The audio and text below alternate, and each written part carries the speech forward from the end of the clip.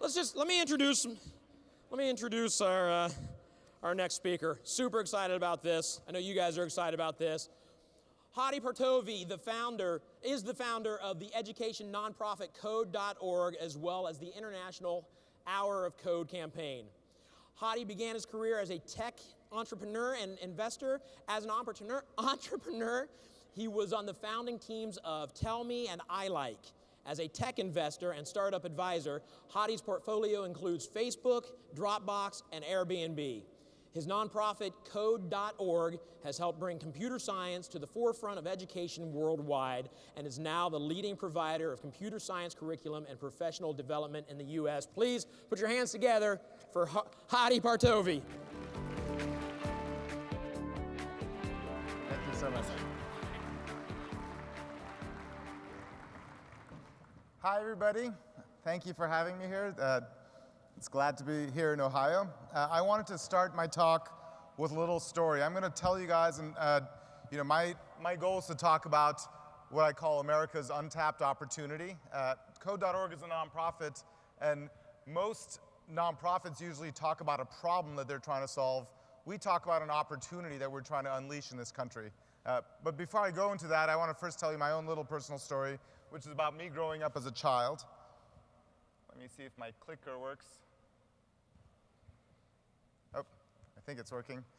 So that's a picture of me growing up. It's actually me with my twin brother, and this is me on the left. We grew up in Tehran, Iran, and when I was around 6 years old, the country broke into a revolution.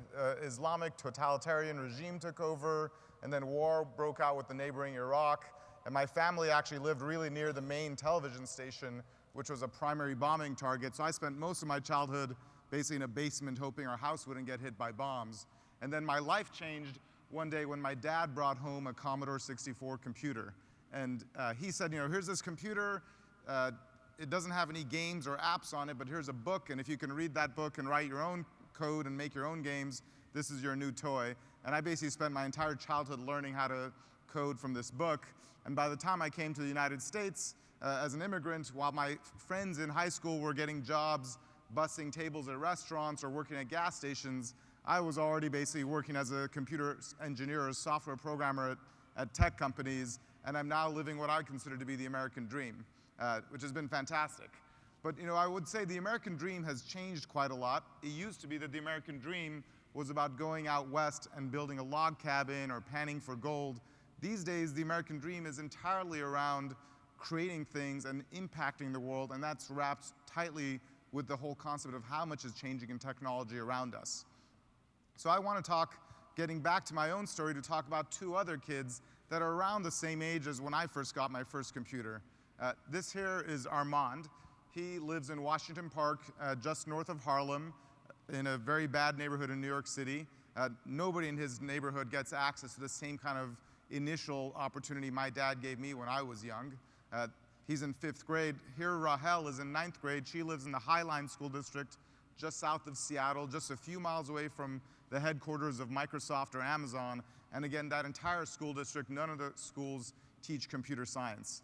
And the question I ask myself is, what careers will they go into? For a student that enters kindergarten today, what's a career going to look like in 2030 when they graduate from college? What are the jobs of the future going to look like?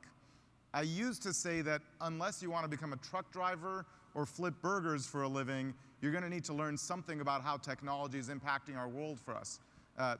It turns out there are now robots that flip burgers, and there are trucks that drive themselves. So again, if you think 16 years, 14 years out, what are these kids going to need to learn? There's not a single career, not a single space of science, academia, or industry that isn't in some way being impacted by technology. So I wear a hat with Code.org on it, so people assume that my message is that our kids should be learning to code. That actually is, I think, important, but that's not our core message. My core message is that our schools should be teaching computer science, which is slightly different than just trying to say that every kid needs to code. We believe every school should be teaching computer science. Now, there's a misconception that computer science education is on the rise, and that's recently true, but the real picture is that computer science education is on the recent recovery after 10 years of decline. So during the entire time when companies like Facebook and YouTube have sprung on the scene, during the invention of the iPhone, the last 10 years, this is what the graph of computer science graduates has looked at like during that time. So over here in the graph is where Facebook was founded, YouTube was invented, the iPhone came out, while computer science graduates were declining. And in fact, the number of women graduating in the field is literally half what it was 10 years ago. So this is a field that has not kept up with the growth and explosion in technology. It's gone the other way around until very recently.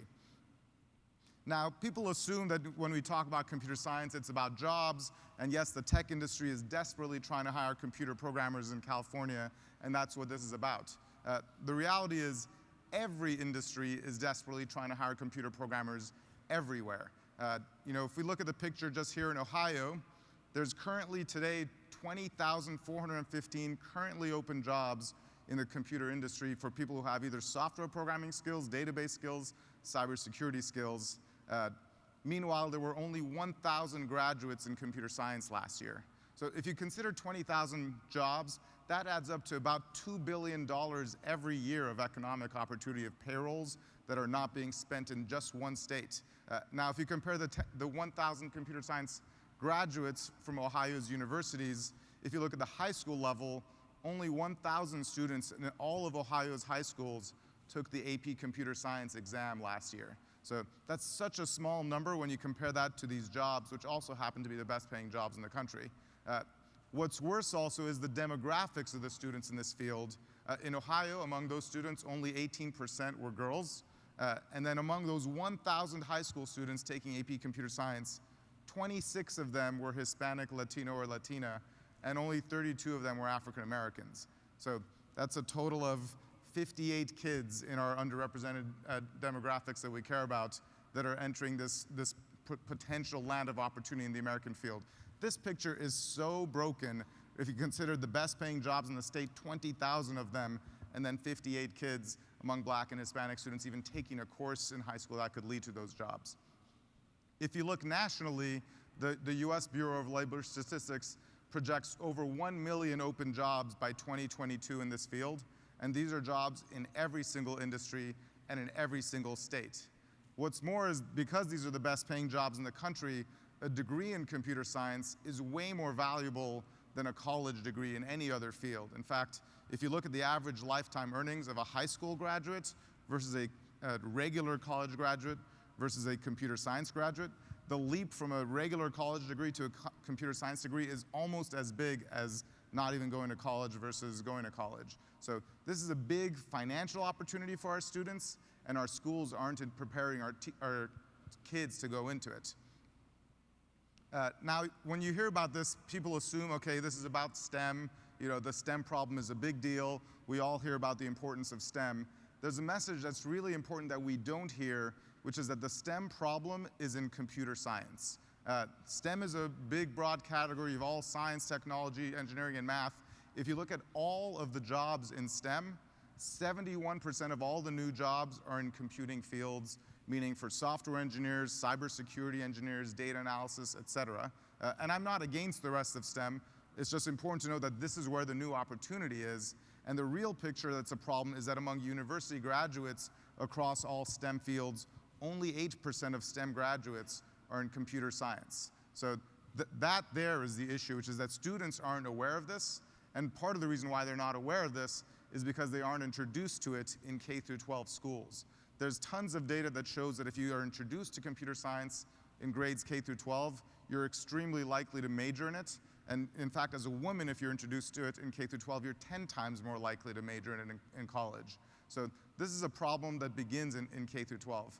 Now, people also assume, okay, computer science is about technology, and I actually think it's about a lot more than that. I believe computer science is about problem solving, logic, and creativity, which is something that every child needs to learn about.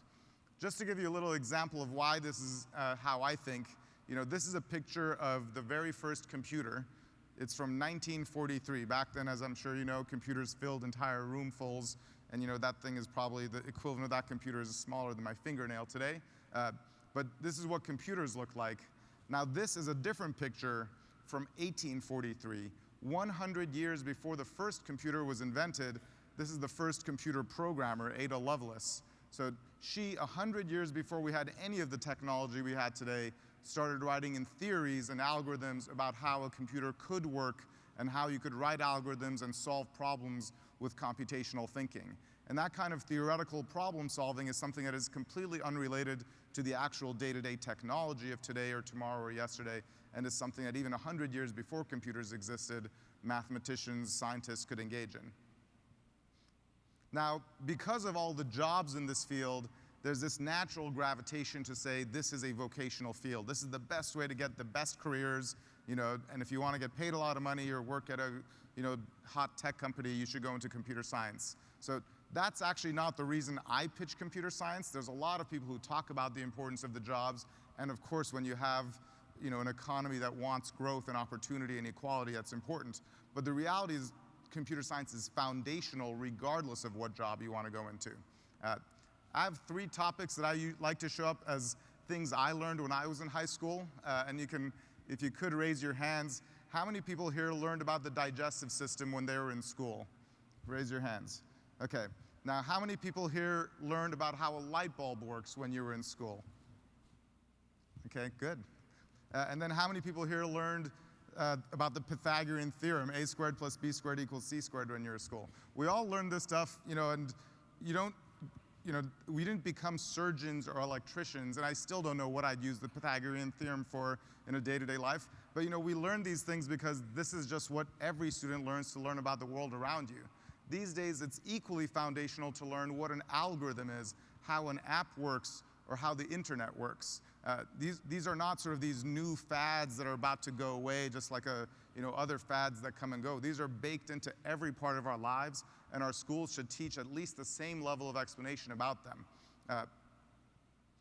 The other thing is computer science may even help students in other fields. This graph shows a study by the College Board.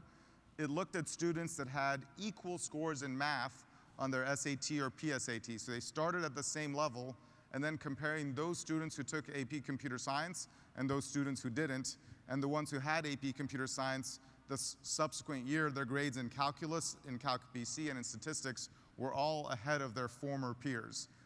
Now, it's not clear that the computer science class is what made that change. It could be all sorts of reasons that caused that change, but at least there's some early evidence that learning computer science can help you in other fields as well. And for that reason, plus the fact that it impacts the world around us, I believe it's a foundational field for every child.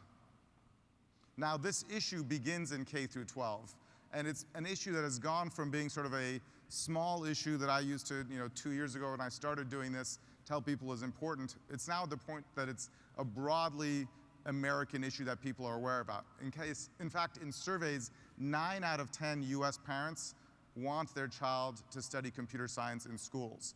That's not just one demographic or just one wealth class or just one state. Across all of America, 90% of parents want schools to teach computer science.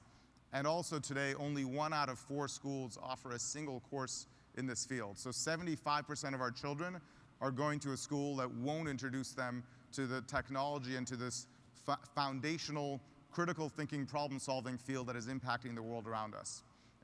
We all also hear about the gender gap in technology. One other point.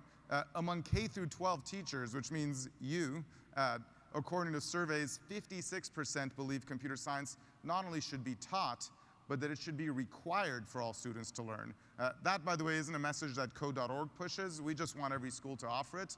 But as far as messages go, when the majority of teachers believe something should be required for students to learn, and the majority of schools don't even teach it, we know it's time to make a change, and we also know that there's willingness for that change. Now, the gender gap that we hear about, companies, whether it's the tech companies or all tech jobs in general, have a way higher ratio of men to women. That's roughly 4 to 1. That problem also begins in K through 12. So the software workforce is about 80% male-dominated. University computer science classes are about 80% male-dominated. And it turns out high school computer science classes are also 80% male-dominated. And it's really hard to change the diversity at one end of that scale without addressing it at the education pipeline as well. But when you look at this picture and then consider that the majority of our schools, actually 3/4 of our schools, don't even offer a course in this field, the picture at high school really looks like this. 3/4 of those kids aren't taking computer science, which then means they aren't going to try it when they go to university, and they aren't entering the software workforce at all. So there's a huge opportunity both to balance the gender gap in this field and to bring opportunity to those kids that are not even going to get an exposure to this field when they go to school. And then lastly, just a week and a half ago, President Obama, in case there was any question about this, President Obama recently, as part of his new budget, declared that in this new economy, computer science is no longer an optional skill. It's a basic skill right next to reading, writing, and arithmetic. And whether you like the president or not, at the point that him saying that at that level means that this time for this field has come. Another survey of American adults showed that when Americans are asked, what's the next most important thing for students to learn after reading and writing?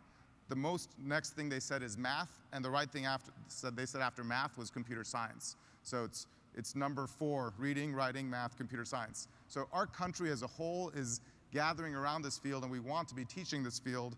So the real question is, can the public K-12 education system evolve? And when I started Code.org, it was about 2.5 years ago, everybody I knew said, this is a crazy idea because public education does not change, and you're going to be one of many, many people who've tried to get public schools to change. It just doesn't happen. It's going to be a failure. You're going to waste your time, and you're going to be really sad, and don't tell me I didn't tell you.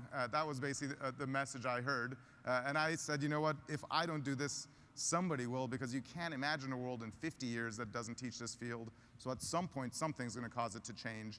And in fact, the reality is public education has evolved.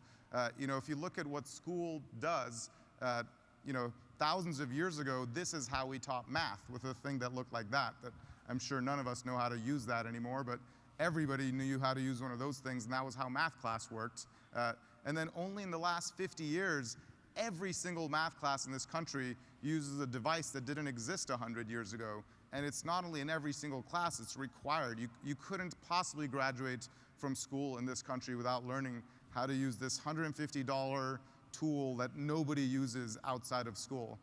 There's literally not a single job in the world that involves learning to use that other than being a math teacher. But we still have it as a required part of our education system, and as a proof point that our school systems can evolve. The question is, what are we going to evolve to next? What's going to be the new tool that we can use as part of teaching kids? There's another thing I want to talk about, which is the gender gap I mentioned early on. This is a photo of a woman who just posted this on Twitter saying, I help build enterprise software. I look like a software engineer. And as soon as she put that, it went viral, and about 50 other women posted their photos saying, I look like a software engineer. And the point of this was they're trying to say that, there's women in software too. We don't all look white, Asian, and male. There's different colors and different faces in this field. However, when we know that 80% of the people in software are white and Asian males, these photos are great, but it doesn't change the fact that this is still a male-dominated field. And there's a question of, can we change the stereotype without actually changing the facts on the ground? When the facts on the ground show a very male-dominated field, that stereotype kind of exists, and it's hard to change.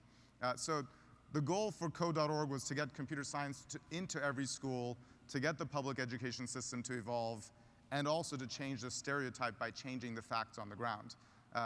So we started this about 2 years and a few months ago, introducing something called the Hour of Code. And the Hour of Code was this campaign that we said, let's get every school in every country to try spending 1 hour getting its students to write at least 1 hour of coding. And this is a grassroots movement with 400 partners behind it, 200,000 educators in every single country, and it's timed with Computer Science Education Week, aiming for every student in every school to participate. Can I first quickly get a show of hands? How many people here have heard of the Hour of Code? That's awesome. How many of you actually did an hour of code with your students? Sweet. That's so cool to see. Thank you. Well, in case you haven't heard of it, or even if you have, I have a short video to basically give you a concept about what this campaign was about. So if we could run the video, please. Press run.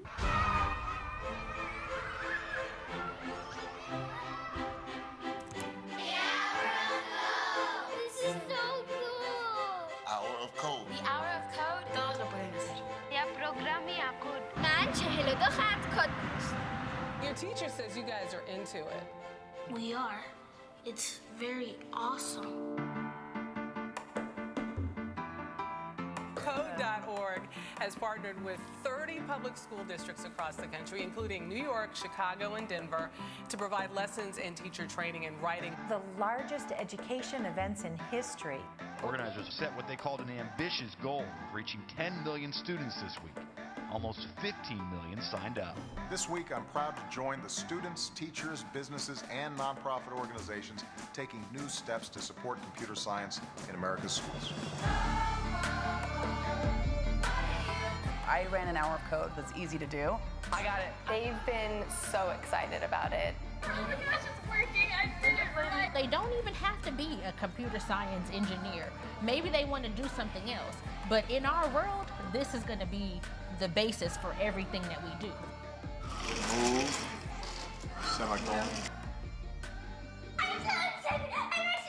When you're building a program, you have to think outside of the box. If you can change technology, you can change the world. I challenge girls in every single country to learn 1 hour of code. Every district should do, every district can do it. Please help us get the hour of code to every school and every classroom and every child. And my school's doing it.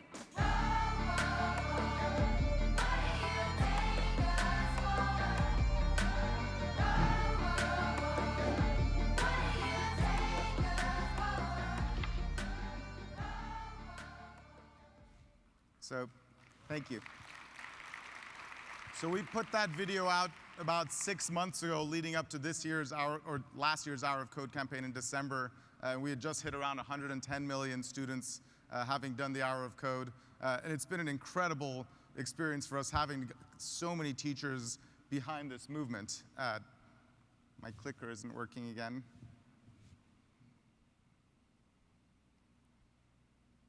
Uh-oh. So I wanted to share some of the experience of the kids who did the Hour of Code. This is a student from Nampa, Idaho, saying, "I loved it purely and wholly. It was fun to do. I want to just do that over and over again because I really enjoyed what I could do with it. I enjoyed its interactivity and how it felt to control what happened. It felt really satisfying to me. I wish we could do it every day," which is just like the best thing you could possibly hear from a student saying about anything you do in a classroom. And then this is from a teacher,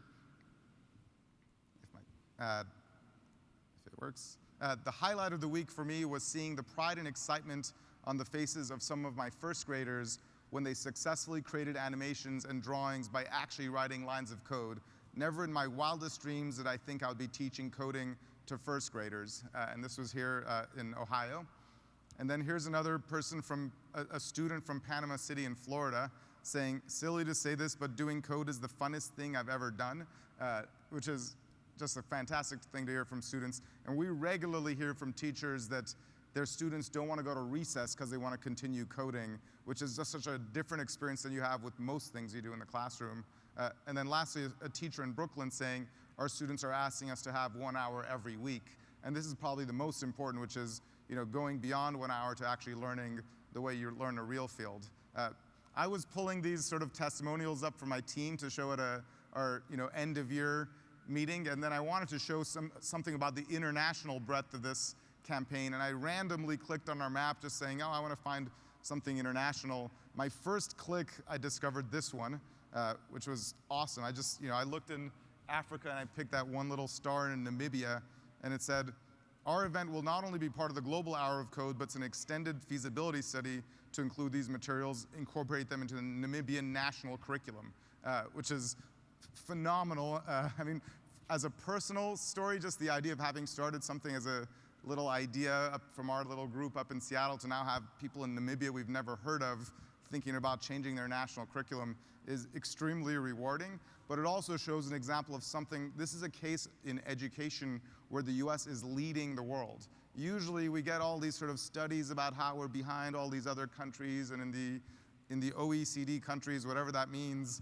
the US is worse at these kinds of scores or those kinds of scores. When it comes to computer science, the US is leading the world. We invented things like the internet, we've invented the smartphone, we invented the personal computer, and we're also the ones driving computer science and leading the other countries of the world. It's something every American and every American educator should be excited about and proud of. So after now having done 3 Hour of Code campaigns, we're now at the point where this thing has reached completely global reach, and we've had 200 million hours served, which is a gigantic number. And I wanted to thank everybody in the room for helping us get there. So a quick round of applause for yourselves. The power of this campaign has been the school teacher, the teacher who decides whatever teacher I am, whether it's a math teacher, English teacher, history teacher, science teacher, that this field isn't being taught in my school or in my classroom, and my kids deserve at least 1 hour of introduction to this until the school system catches up. And by the nature of putting this into classrooms, the other outcome of this campaign is that 48% of the students were girls. In a field that is usually male-dominated, we had a complete equal balance of boys and girls. And the way we change stereotypes is not by just pretending that girls can do this too, but just showing that girls can do this too. In just 1 week, we had more girls try computer science than in the entire history of the field.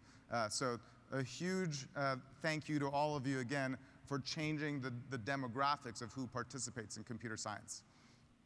So I want to, besides talking about the Hour of Code, I want to talk about what you can actually learn in 1 hour, because this isn't a field like any field that in 1 hour you become a master. We don't do an hour of math or an hour of biology. You're not going to become a software engineer or anything from 1 hour. What you can learn is that it is more fun than you think. For your students, they'll see things like Minecraft or Star Wars or Anna and Elsa from Frozen, and these are things they love, and the ability to actually introduce those into the classroom, it makes it fun. The other thing you'll learn is that it's not as hard as you may imagine. So introductory coding, even at the university level, doesn't involve typing and semicolons and angle brackets. It involves dragging and dropping blocks and commands. So it looks like that. That's what the code looks like. The code that you see on television is ones and zeros and things flying across the screen, because that's what Hollywood thinks that coding is about. The coding that goes on in school looks much, much simpler. And then lastly, as a teacher, you realize not only that your kids can do this and your classroom can do this, you realize that you can teach them other things in that context. So students might want to create a beautiful artistic drawing like that using their computer program, but they have to learn about the angles as part of doing that. You couldn't generate that without learning about the angles. And it's a lot more fun to learn about the angles if you're trying to make that and show it to your mom when you go home than in the context of solving a multiple choice question on a standardized assessment. So these are the things you can learn in an hour. I wanted to spend just a little bit of time doing a quick demo of the Hour of Code, 2 different tutorials. And so for those of you who've already seen this, this may be boring, but since the majority of the teachers here haven't done the Hour of Code, I'm going to jump into it. I quickly want to know how many people here have themselves done computer programming. Raise your hands if you have. All right, so that's about half. So for those of you who haven't, this should be hopefully a fun experience in seeing how not hard it is. So if we could switch to my computer screen. So what I'm going to show is our Star Wars tutorial. And we have many, many 1-hour tutorials, but this is one of the most popular ones, and we were so incredibly lucky to have a partnership with Disney to be part of the movie launch. And we also introduced a similar tutorial with Minecraft. So if any of your kids are into either Star Wars or Minecraft, which is pretty much every child these days, you should try one of these tutorials with them. So it starts with a video, and I'm not going to play the video because it's in front of a large audience. It doesn't work very well. But the basic idea is you're trying to get the little robot, the droid BB-8 from the Star Wars movie, to collect a bunch of scrap metal by giving him commands. And the heroine from the new movie, Rey, is going to help coach along BB-8. So Rey is saying, we need to get that scrap metal, BB-8. Can you get it?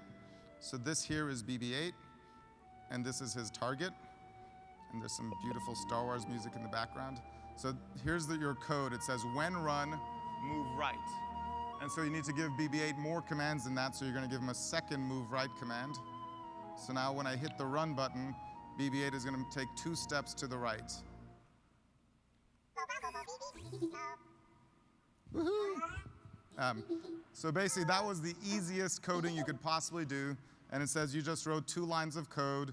And you can click show code, and it says even in the top universities like Harvard and Berkeley, the initial computer science classes use blocks. But here's the JavaScript code that goes along with what you were just doing. And these levels are not super hard. Any kid of any age can do this. So now if you want to get BB-8 to go here, can anybody tell me what else he needs to do? Move right. And then what does he need to do? Move down, and then another move down. One thing you learn from doing this is that writing code is like giving instructions to the stupidest human ever. So you can't just say move right and move down. You need to say move right and then move right again, and then move down and move down again. Computers aren't, when you're writing code, they can't figure out what you want. You need to be extremely specific. And that's probably the single most important first thing you learn. And so this will do that. So I'm going to jump a few levels ahead.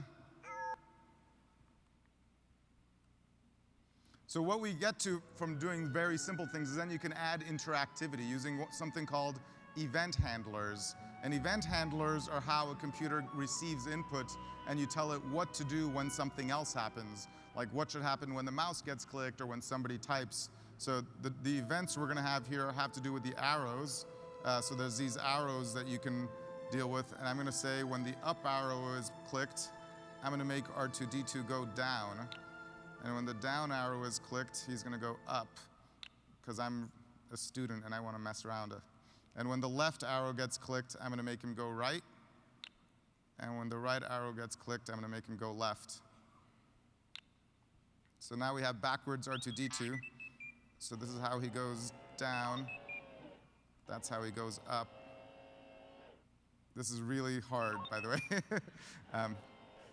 I even have practice with this, and it always messes me up.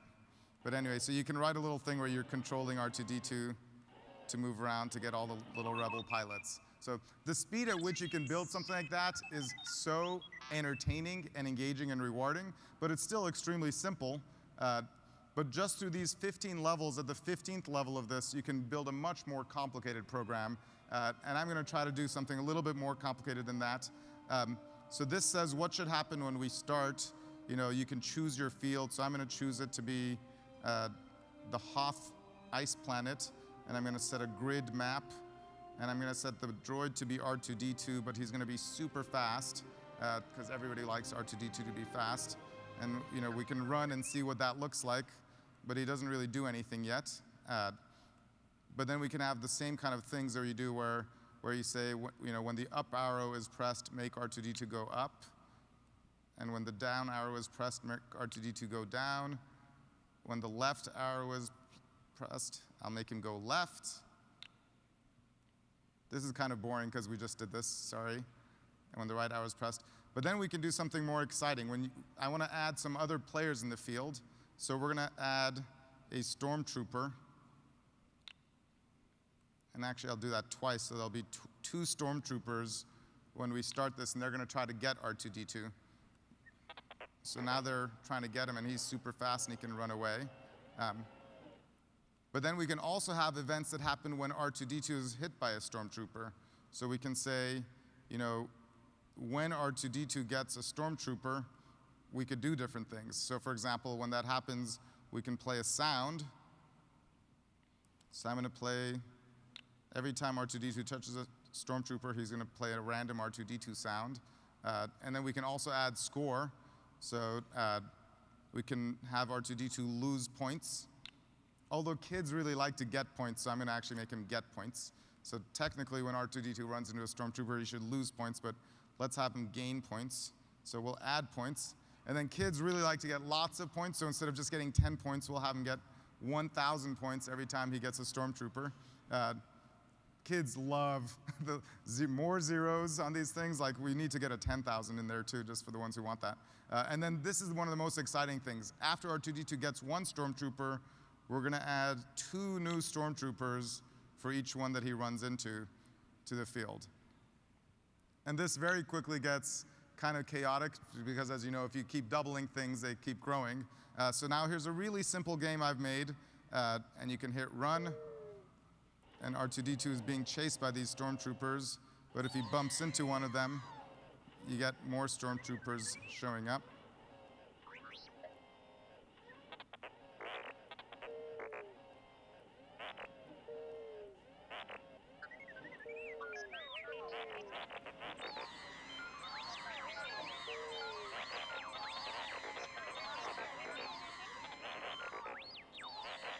Anyway, so that's super fun and is the fastest sort of app you could build in a very short amount of time. What's best about this too, though, is you can then, when you're done with it, you can click finish, and then you get a URL, or you can click to send this to your phone. And I have this exact same app that I just built backstage, just to show you how quickly you can get the same thing on your phone. And you won't really be able to see this unless the camera can zoom in on it. Oh, wow, they can. All right, so here's R2-D2, and I can hit run. And I can swipe around to move them around. Anyway, the ability to create that, thank you so much.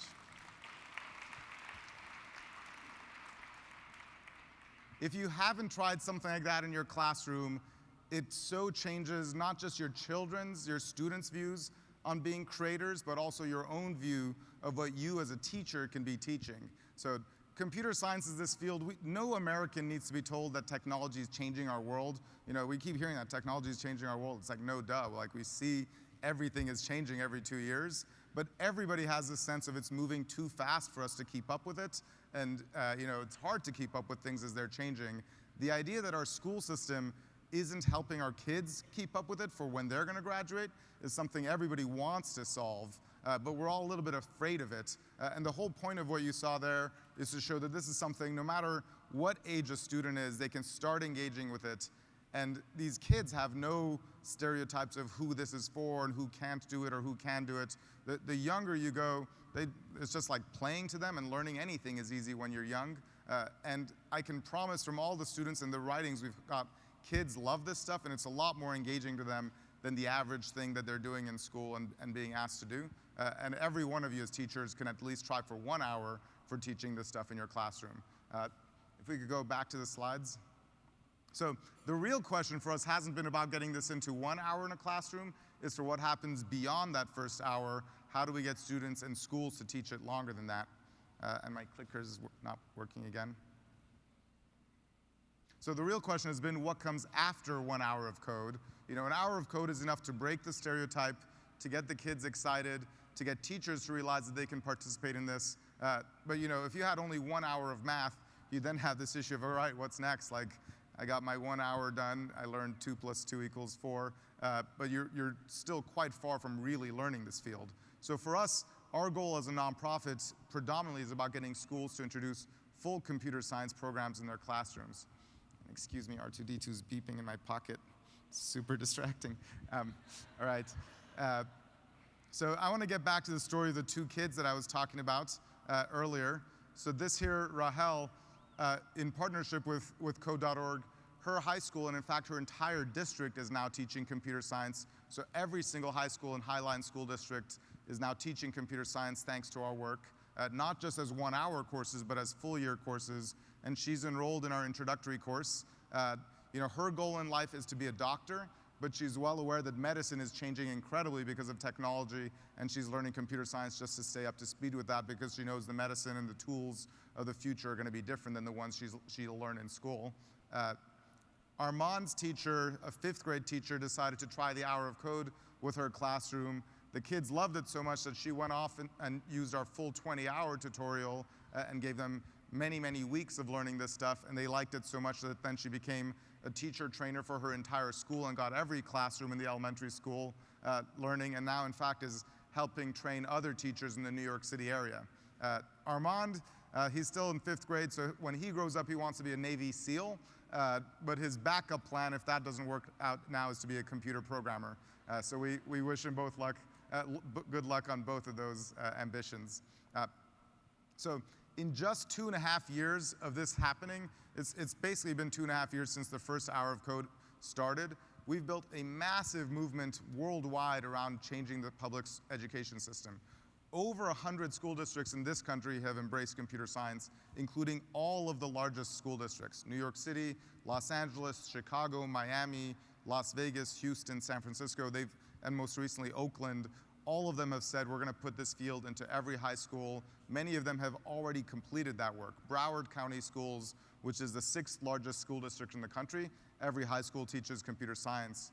In Charles County Schools in Maryland, every high school, middle school, elementary school, they all include a computer science course. So when you look at education and think change isn't possible, what we've shown is that when teachers want it, when the educators want it, change absolutely is possible, and this is something that the kids and the teachers definitely want. Just in 2.5 years, 20,000 teachers have been trained by Code.org to introduce computer science into their classrooms.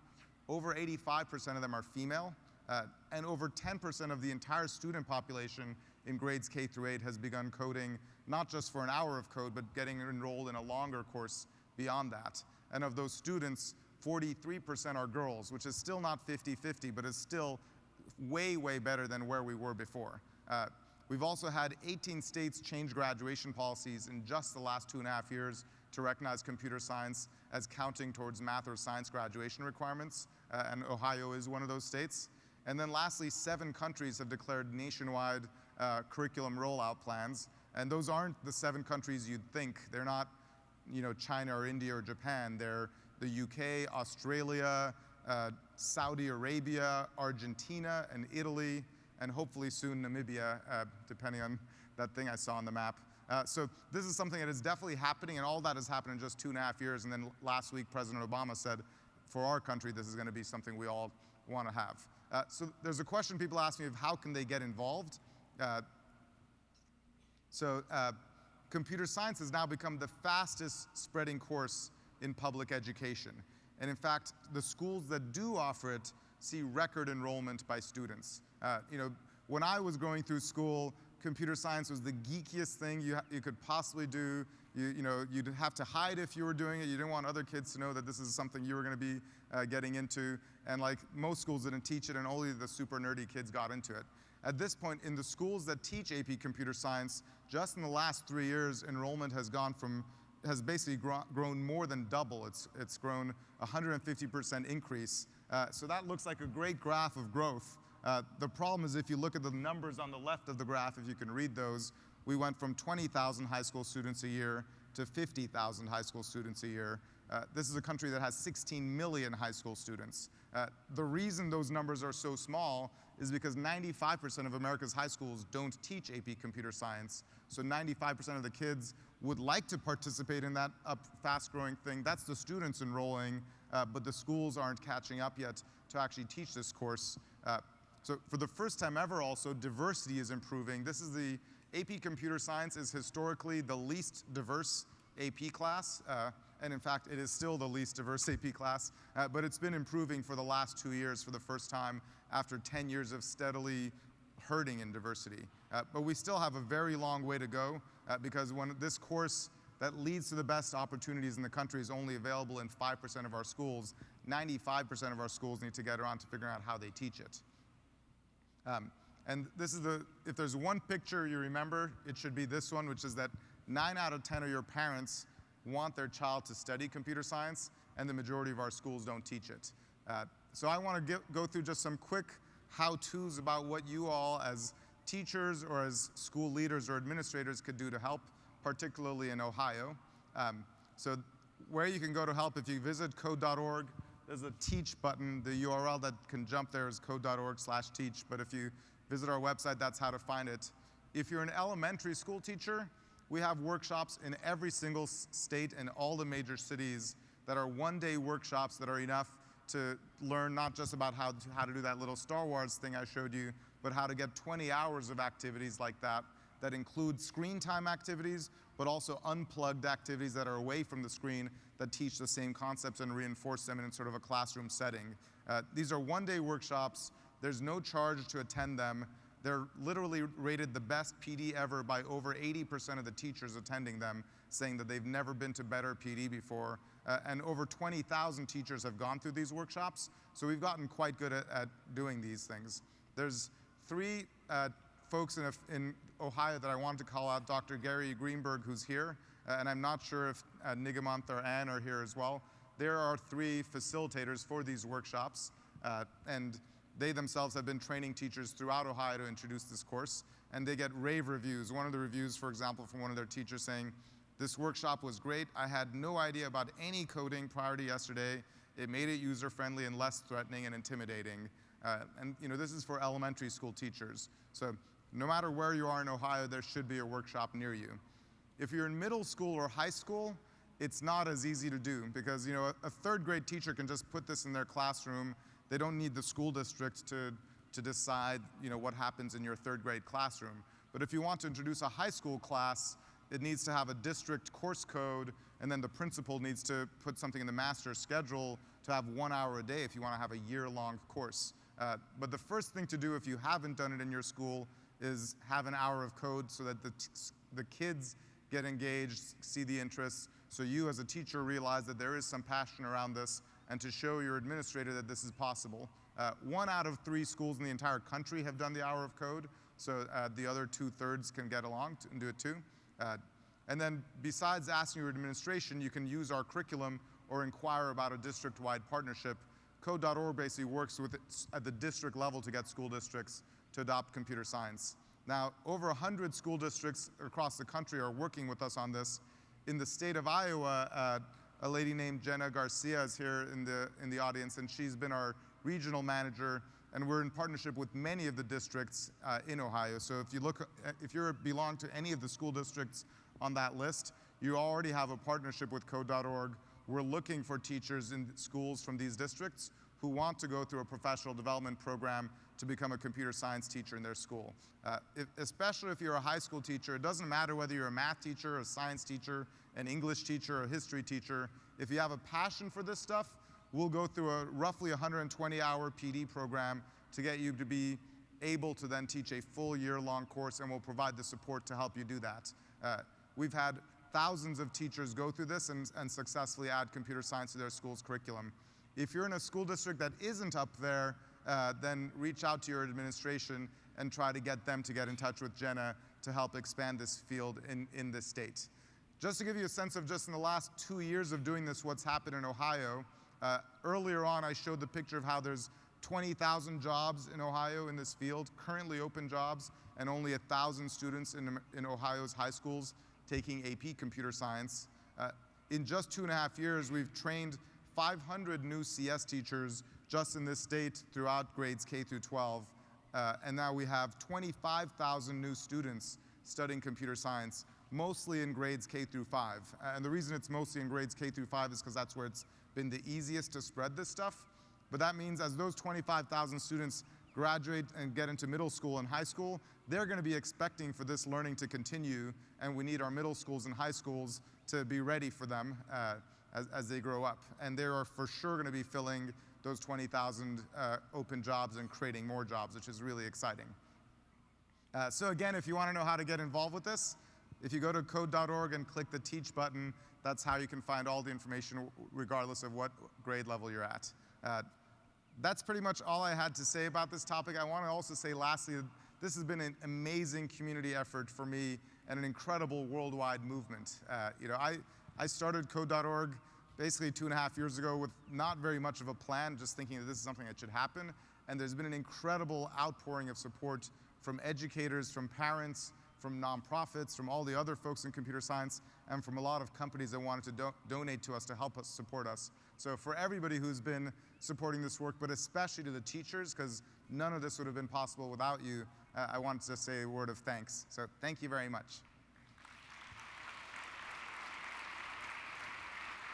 Do you want to come up?